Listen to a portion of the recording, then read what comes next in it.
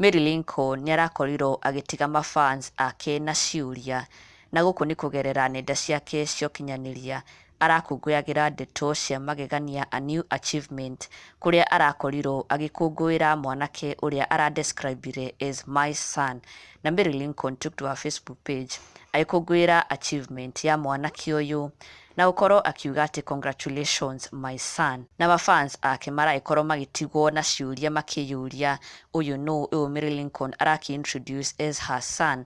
Na Mary Lincoln nĩarathire na mbere na kuga atĩ I know some of you can remember him, he has a very powerful song, na aragĩkorwo akiuga watch na gũsubscribe channel-inĩ ya mwanake ũyũ ũrĩa Mary Lincoln introducire agĩtwo Simon Half Cast Kamode.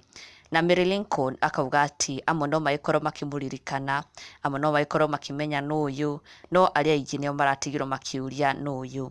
Na Mary Lincoln aragĩkorwo akĩmera ũyũ nĩ mwanake she has mentored in the music industry, a young man whom she inspired ũini-inĩ.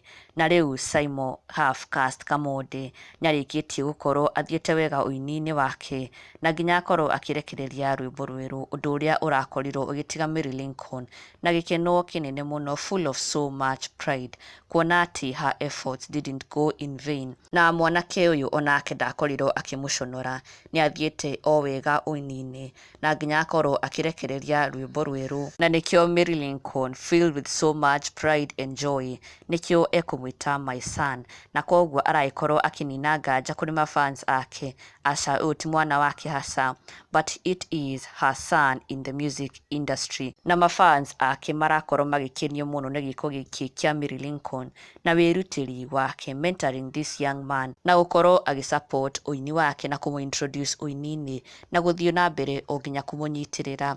Marakenerera Mary Lincoln mũno, kũmũhũrĩra makobi, kũmũrutĩra ngobia na makĩmwĩra nĩ makena nĩ ciĩko ici ciake.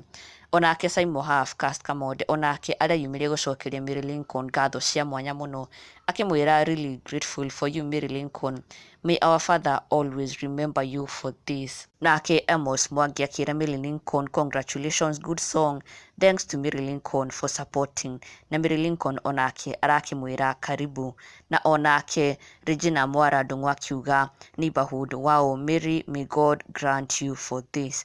Na Mary Lincoln replied akiuga amen amen, she really is, Mary you have a good heart, Ngai agũtũrie mũno. Jacinta Murage akĩra Mary Lincoln congratulations to him, Mary nakupenda, God blessed you and you became a blessing to others, that's the call, wow.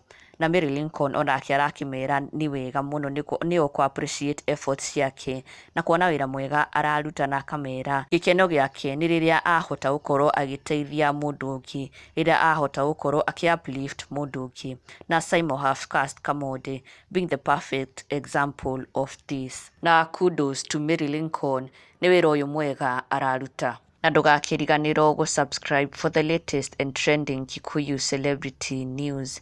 Never miss an update. Subscribe now.